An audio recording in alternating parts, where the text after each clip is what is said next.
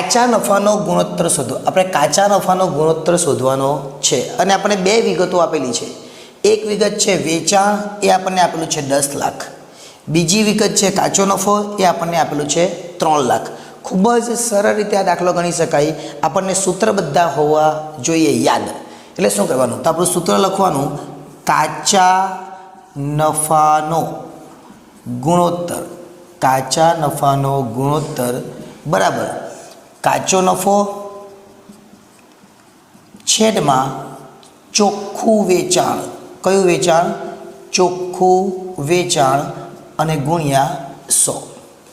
કાચા નફાનું સૂત્ર શું છે? કાચો નફો છેદમાં ચોખ્ખું વેચાણ ગુણ્યા 100.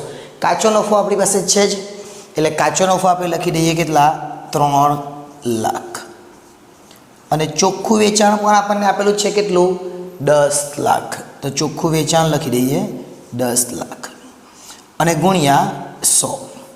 એટલે આ રીતે કરીએ તો આ 5 0 અને આ 5 0 ઉપર એક એક 0 ઉડી જાય તો 30% આપણો જવાબ આવે. કેટલો જવાબ આવે? 30%. તમે કેલ્ક્યુલેટરમાં જોઈ લેજો એટલે જવાબ કેટલો આવશે? 30%. અને કરવું હોય તો આ 2 0 ને આ 2 0 સાથે ઉડાડી દેવાના, જેમ કે આ રીતના આ 2 0 ઉડી ગયા. આ 1 2 3 4 1 2 3 4 એટલે 30% વધે. પરંતુ તમારે આવું કરવાની જરૂર નથી. તમારી પાસે કેલ્ક્યુલેટર છે એટલે કેલ્ક્યુલેટરમાંથી સરળતાથી તમને જવાબ આવી જાય.